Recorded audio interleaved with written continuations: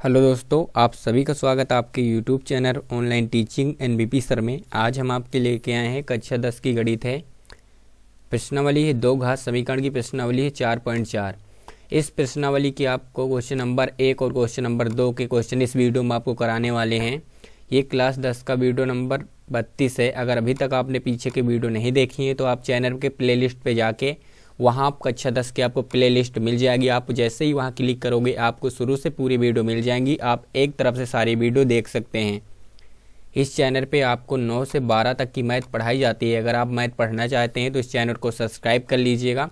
आपको डेली 6 बजे एक वीडियो मिल जाएगी जिससे आप अपनी मैथ तैयार कर सकते हो भी बहुत ही अच्छे से। इसलिए चैनल को ज़रूर सब्सक्राइब करें और साथ में बेल आइकन और बटन दबा दें जिससे कि आने वाली हमारी अगली वीडियो आपको मिले सबसे पहले। चलिए क्वेश्चन शुरू करते हैं। तो देखिए पहला क्वेश्चन है। क्वेश्चन कह रहा है निम्न द्विघात समीकरणों के मूलों की प्रकृति ज्ञात कीजिए।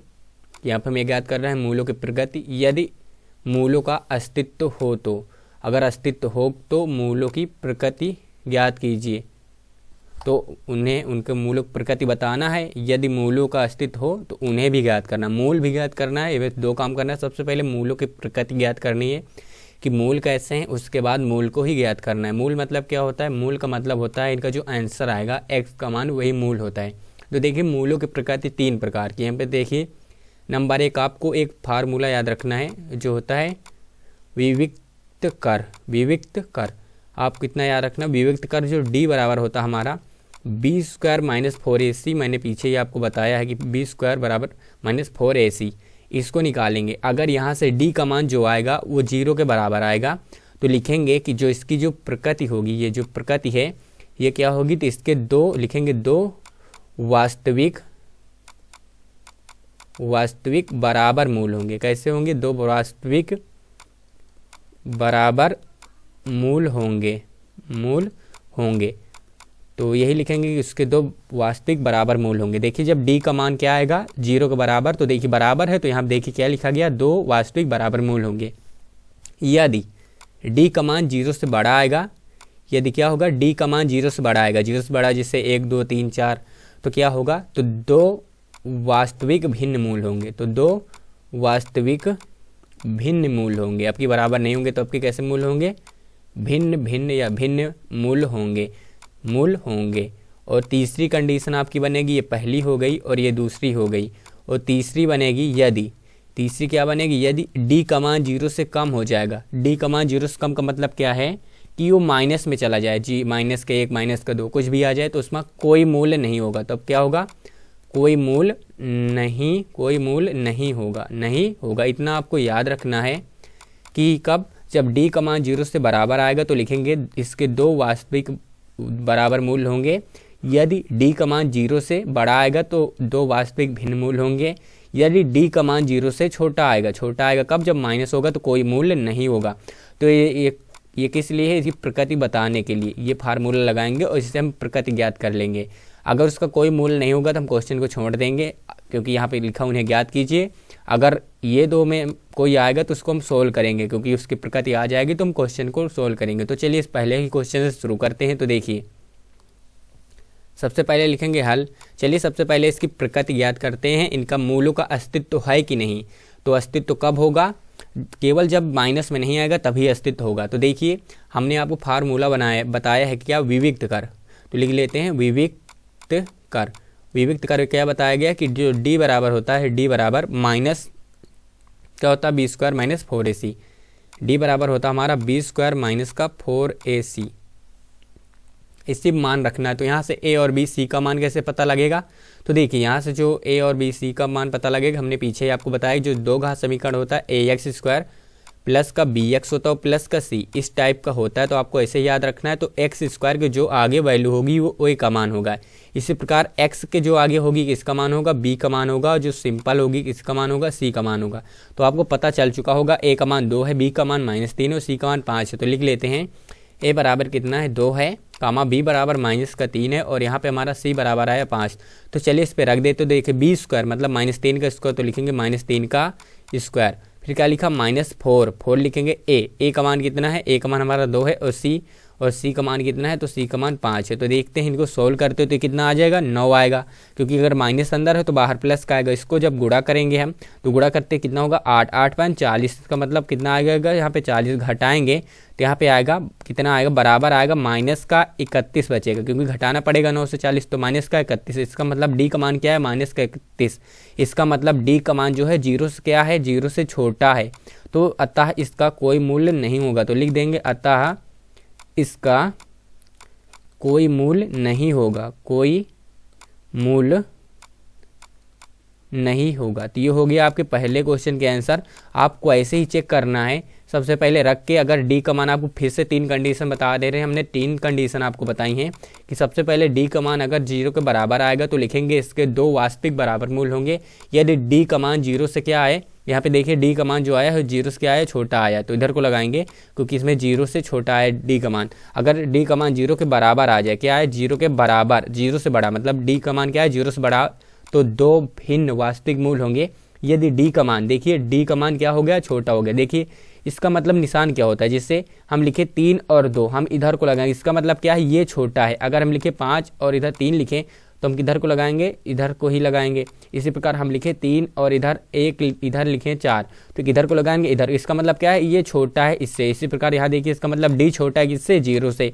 तो अगर डी 0 से छोटा आ जाएगा तो इसका कोई मूल्य नहीं होगा। तो ये आ चुका आपके क्वेश्चन का आंसर। और तीनों कंडीशन आपको याद रखनी है कि डी बराबर 0, तो इसके दो वास्तविक बराबर मूल होंगे, और डी का मान 0 से बड़ा होगा तो 2 वास्तविक भिन्न मूल होंगे, और डी का मान 0 से छोटा होगा तो कोई मूल्य नहीं होगा।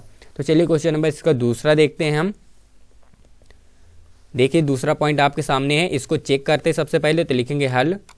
चलिए देखिए चेक करते हैं, तो लिखेंगे किससे पहले ए बराबर निकाल लेते हैं। तो देखिए आपको बार बार ये लिखने की जरूरत नहीं पड़ेगी कि ए एक्स स्क्वायर प्लस के बी एक्स प्लस के सी, तो आप ऐसे ही जान जाएंगे कि ए का मान कहाँ है, एक्स के स्क्वायर के आगे। एक्स स्क्वायर आगे कितना मिल गया, 3। इसी प्रकार बी का मान क्या होता है, एक्स के जितना भी आगे लिखा सबका सब बी का मान, तो बी का मान अंडर रूट कितना, 4 रूट 3, तो माइनस का कितना है 4 और रूट 3 हमारे पास बी का मान हो गया। और प्लस का सी, तो सी का मान कितना दिख रहा है, 4, तो निकालते हैं इसका क्या, विविक्त कर लिख लेते हैं, विविक्त कर। तो विविक्त कर क्या होता है, डी बराबर बी स्क्वायर माइनस का 4ac, तो रखते हैं मान। तो देखिए बी स्क्वायर मतलब माइनस के 4 रूट 3 का क्या लिखेंगे, 4 रूट 3 का लिखेंगे हम होल स्क्वायर, तो हो गया होल स्क्वायर, माइनस का हो गया। अब लिखेंगे माइनस माइनस 4 रखेंगे, ए का मान कितना है, 3 है, और सी का मान कितना, सी का मान 4 है। तो देखते हैं इसको सोल्व करेंगे, स्क्वायर करेंगे तो 4, ये माइनस के बाहर प्लस का आएगा, 4 का कितना हो जाएगा 16, और 3 का क्या होगा, स्क्वायर से रूट कैंसिल हो जाएगा।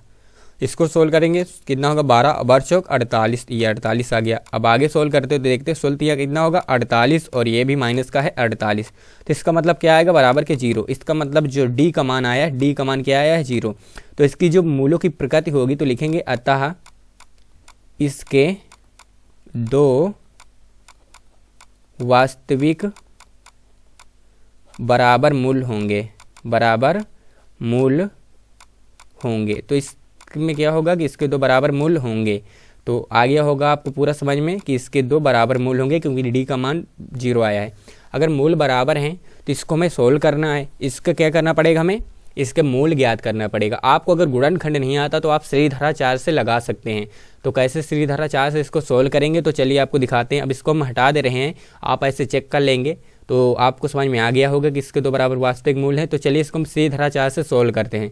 तो देखिए सीधा 4 से जब इसको सोल्व करेंगे तो लिखेंगे, फिर से लिख लेते हैं हम, ए बराबर कितना आया था हमारा, 3 आया था, कामा बी बराबर कितना आया था, माइनस का 4 रूट 3 आया था, और प्लस सी का मान कितना आया था 4। तो हमने श्रीधरा 4 आपको शुद्ध बताया है। अगर आपको गुणनखंड नहीं करना आता तो हर क्वेश्चन आप श्रीधरा 4 से लगा सकते हैं। श्रीधरा 4 एक फार्मूला होता है जिससे द्विघात समीकरण में x के मान ज्ञात किया जाता है। x बराबर होता है, क्या होता है, तो आपको याद करना है कि x बराबर होता है माइनस का b plus minus under root B square minus 4ac, क्या होता है, under root B square minus का 4ac और बट्टे का कितना 2a। तो ये होता है श्रीधरा 4 फार्मूला, श्रीधरा 4 फार्मूला होता है। तो देखिए इससे हम सोल्व करेंगे तो लिखेंगे x बराबर, देखिए माइनस का b है, वो b का मान हमारे पास कितना, माइनस का 4 रूट 3, तो यहाँ भी माइनस यहाँ भी माइनस, का मतलब क्या आएगा, प्लस 4 रूट 3, ये हो गया। और अंदर है plus minus under root B square, तो हम बी स्क्वायर का इसको करेंगे स्क्वायर, तो क्या लिखेंगे 4 और रूट 3 का स्क्वायर, और माइनस का 4 और ए का मान कितना है 3 है और सी का मान कितना है 4 है। नीचे देख लेते हैं और 2a, तो 2 लिखेंगे और ए का मान हमारे पास 3 है। तो देखिए x बराबर जो मान आएगा हमारा 4√3 तो ये है, और यहाँ पे आएगा plus minus B square. B का स्क्वायर अभी हमने किया था, 4 का कितना हुआ था, 4 को 16 हुआ था, √3 का 3 तो 16 का कितना आया था 48। इसी प्रकार यहाँ भी कितना आ जाएगा, गुणा कर लेंगे 48 ही आएगा, और बटे कितना हो जाएगा, बटे आ जाएगा 6।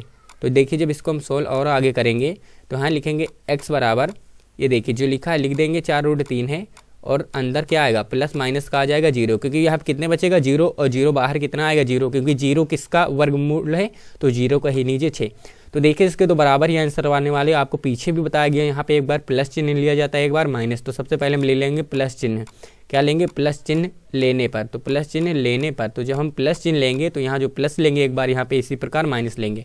तो चलिए प्लस लेते तो प्लस लेंगे 4 कितना है 3 बटे का 6, और प्लस का क्या लेंगे 0, तो जोड़ेंगे इसको क्या आएगा 4√3 ही आएगा, और बटे कितना है 6। काटेंगे क्या कटेगा, तो कटेगा देखिए 2 दूना 4 और 2 3 6, तो ऊपर आ गया 2√3 बटे का कितना आया 3। तो ये आ गया आपके पहले का आंसर। इसी प्रकार लेंगे माइनस चिन्ह, तो लिखेंगे माइनस चिन्ह लेने पे, माइनस चिन्ह लेने पर। तो जब हम माइनस चिन्ह लेंगे तो यहाँ पे लिखेंगे x बराबर के 45, और यहाँ कितना है मतलब है 4√3, तो लिखते हैं 4 कितना है 3, और यहाँ पे क्या है माइनस का 0 लेंगे, क्योंकि देखिए तहने हमने इस बार हमने प्लस लिया था तो इस बार निशान लेंगे माइनस। तो देखिए अब इसको घटाएंगे फिर भी उतना ही रहेगा, और इसको काटेंगे तो यहाँ पे 2 आएगा, और यहाँ पे क्या आएगा 3, तो आ गया 2√3। तो देखिए जैसे हमने अभी बताया था कि इसके दोनों जो मान होंगे बराबर होंगे, क्योंकि d बराबर 0 निकला था, इसका मतलब क्या होगा इसके 2 वास्तविक बराबर मूल होंगे। तो x का मान हमारे पास जो आए हैं दोनों सेम ही आए, तो वहीं से पता लग सकता है कि इसका आंसर क्या आएगा, तो दोनों सेम ही आएंगे। तो हो गए इसका आंसर। चलिए इसका तीसरा पार्ट देखते हैं, क्वेश्चन नंबर 3। तो देखिए क्वेश्चन नंबर 3 है, इसको भी सबसे पहले चेक करेंगे, तो लिख लेते हैं। तो चलिए लिखते हैं, देखिए लिखेंगे a बराबर के, यहाँ लिख लेते हैं हल, पहले लिखेंगे a बराबर निकाल लेते हैं। a बराबर कितना है 2 है, और b बराबर कितना है तो माइनस का 6, क्योंकि a बराबर 2 b बराबर -6, और c बराबर कितना है 3। तो क्या निकाल लेते हैं, सबसे पहले देखते हैं इसका अस्तित्व है कि नहीं। तो विविक्त कर, तो विविक्त कर निकालते हैं। तो विविक्त कर क्या होता है, d बराबर b स्क्वायर माइनस का 4ac बट्टे का, बस इतना ही होता है। d बराबर a स्क्वायर माइनस 4ac। तो देखिए b स्क्वायर मतलब b का मान कितना है 6, तो कितना लिखेंगे 6 का होल स्क्वायर माइनस के -4, और a का मान कितना 2, और c का मान कितना है 3। तो देखिए 6 का कितना आ जाएगा, 6 का 36 आ जाएगा, इसको 4 8 8 3 कितना होगा 24। जब घटाएंगे यहाँ से तो कितना बचेगा, यहाँ पे 12 आ जाएगा हमारे पास। कितना बचा 12, इसका मतलब d बराबर क्या है 12। तो d का मान जो आया है वो 0 से क्या आया है, 0 से बड़ा आया है, तो लिखेंगे 0 से बड़ा आया है। इसका मतलब क्या होगा, अतः इसके दो वास्तविक भिन्न मूल होंगे, वास्तविक भिन्न मूल होंगे। तो ये हो गए इसके भिन्न मूल। आगे इसकी ये तो प्रकृति निकाली गई। आएगा क्वेश्चन आपके पेपर में कहेगा मूलों की प्रकृति ज्ञात कीजिए, तो आपको ऐसे ही यही फार्मूला लगा के मूलों की प्रकृति ज्ञात करना है। इसके 2 वास्तविक भिन्न मूल आएंगे। अब चलिए मूलों को ज्ञात करते हैं, तो फिर से इसको हम हटा दे रहे हैं। कौन सा फार्मूला लगाएंगे, d बराबर b स्क्वायर माइनस का 4ac। तो चलिए लगाते हैं। तो देखिए चलिए अच्छा इस बार इसी साइड में ही लगा लेते हैं इसको हम। तो देखिए यहाँ पे लगाते हैं श्रीधरा 4 फार्मूला। चाहे तो आप इसका गुणनखंड कर सकते हैं, अगर गुणनखंड हो रहा है तो गुणनखंड से कर सकते हैं। देखिए 3 दून 6, 6 को ऐसे तोड़े, जोड़े पे 6 आना चाहिए, तो 5 के नाम 5 1 6। तो चलिए इसको हम गुणनखंड से लगा दे रहे हैं। आप इसको श्रीधरा 4 से सोल्व कीजिएगा। आप चाहे जो फार्मूला लगाइएगा आंसर दोनों सेम आएगा। आपको गुणनखंड करने का तरीका बताया गया। सबसे पहले आप आगे से पीछे गुणा करेंगे, तो 2 तिहाई कितना आ जाएगा 6। फिर 6 को आपको 2 पार्ट में तोड़ना है। इस प्रकार तोड़ना है कि ये निशान आपको डिसाइड करेगा कि जो 6 आने वाला प्लस का आएगा कि माइनस का। अगर यहाँ प्लस के है तो 6 को ऐसे 2 पार्ट में तोड़ना है कि जोड़ने पर भी 6 आना चाहिए। तो देखिए और कितना जोड़ने पर भी 6 आना चाहिए, तो और गुणा करने पे कितना जोड़ने पे 6, तो गुणनखंड नहीं होगा, क्योंकि 6 का नाम 6 होगा तो 7 आ जाएगा। अगर हम 3 2 5 यहाँ पे अगर 5 होगा तो आ जाता है, लेकिन इसका क्या होगा गुणनखंड नहीं होगा। अगर गुणनखंड नहीं होगा तो हम कौन से फार्मूले से लगाएंगे, श्रीधरा 4 से।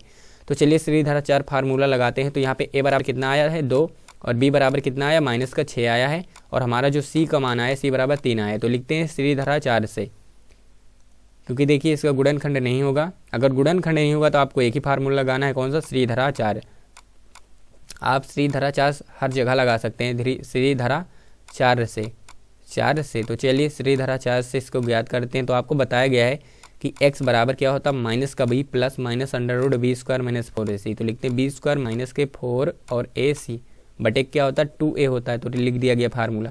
तो देखिए x बराबर माइनस का b, यहाँ भी माइनस का है, माइनस माइनस क्या होगा प्लस का 6 होगा, फिर plus minus under root B square में लिखेंगे माइनस 6 का स्क्वायर और माइनस का 4 है, 4 लिखेंगे a का मान कितना है 2 और c का मान 3, तो 2 गुणे का 3 लिख दिया गया। बटे का 2a है, क्या है हमारे पास 2a और a का मान कितना 2, तो देखिए 2 हो गया और a का मान हमने 2 रख दिया। तो इसको अब आगे सोल्व करते हैं।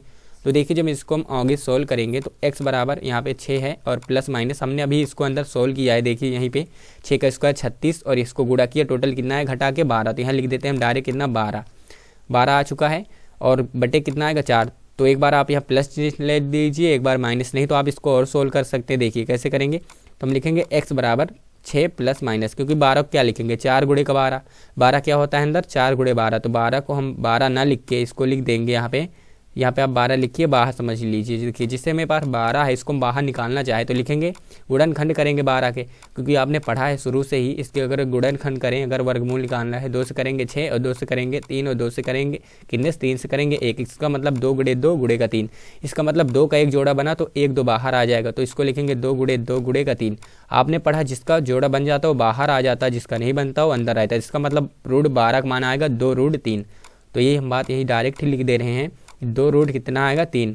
तो हम लिख देते हैं यहाँ पे कि 2 रूट 3, तो 2 रूट 3 आ जाएगा और बटे कितना 4। आप एक बार यहाँ प्लस निशान लीजिए, एक बार माइनस, तो दोनों आंसर आ जाएंगे। तो देखिए हम लेते हैं सबसे पहले प्लस चिन्ह, तो लेते हैं प्लस चिन्ह लेने पर। तो चलिए प्लस चिन्ह हम लेते हैं। जब हम यहाँ पे प्लस चिन्ह लेंगे तो x बराबर 6 है और यहाँ पे प्लस लेंगे 2 रूट 3 बटे का 4। ये जुड़ेगा नहीं क्योंकि इनके इसमें अगर रूट 3 होगा तो हम जोड़ देते हैं। जब बेस बराबर होता तभी संख्याएं जुड़ती है, अन्यथा संख्या नहीं जुड़ती। तो इसमें हम ऊपर 2 कॉमन कर लेंगे, उसको काट देंगे। ऊपर से अगर 2 हम कॉमन करेंगे तो देखिए यहाँ से 2 कॉमन करेंगे 2 3 6 और यहाँ से 2 हटा लेंगे तो रूट क्या बचेगा 3 और बचे कितना 4। इसको काटेंगे तो यहाँ पे 2 आ जाएगा। तो यही आंसर आ जाएगा आपका कि 3 रूट 3 बटे का 2, ये पहला मान आ गया। अब हम माइनस निशान लेंगे तो यहाँ पे माइनस आ जाएगा। तो आप लिख लीजिए इसी प्रकार माइनस चिन्ह लेने पर। तो उसी प्रकार आप काट लेने जैसे हमने यहाँ किया, कि यहाँ पे क्या आ जाएगा 3 रूट 3 और कितना 2, ये आ गया माइनस चिन्ह लेने। तो देखिए इसके 2 भिन्न वास्तविक मूल आए ना, भिन्न आए हैं। तो देखिए अलग अलग आए हैं तो इससे मतलब भिन्न होता है। तो हम आंसर में अपना लिख देंगे, पहला आया है 3 माइनस का रूट 3 बटे का 2 और दूसरा हमारे पास है 3 प्लस के रूट 3 बटे का 2। तो ये हो गए हमारे क्वेश्चन के आंसर। तो चलिए क्वेश्चन नंबर इसका दूसरा देखते हैं, दूसरा पार्ट है। तो पहला क्वेश्चन के 3 पार्ट थे, अब दूसरे देखते हैं। तो देखिए क्वेश्चन नंबर दूसरा आपके सामने है। दूसरा क्वेश्चन कह रहा है निम्न प्रत्येक दो घात समीकरण, मतलब दो घात समीकरण में k का मान ज्ञात कीजिए। जो ये दोनों समीकरण दिए इनमें k का मान ज्ञात करना है।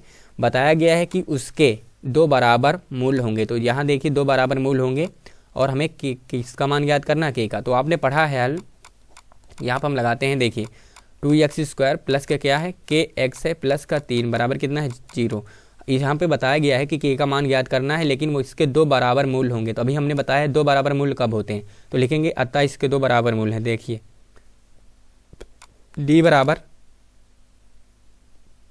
बराबर क्या है 0, तभी तो इसके चूंकि क्योंकि यहाँ और d बराबर क्या रख देंगे फार्मूला, d की जगह रख देंगे b² माइनस 4ac बराबर कितना 0। इसका मतलब यही तो है।